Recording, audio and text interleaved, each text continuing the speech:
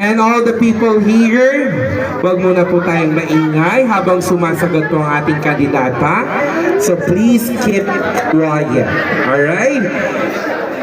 Candidates, pick your number for the question.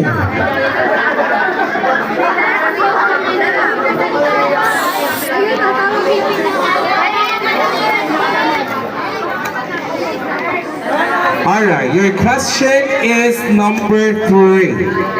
Here we go.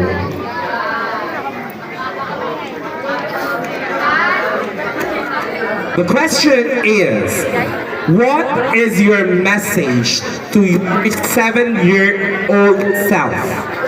Alright, once again, what is your message to your 7-year-old self?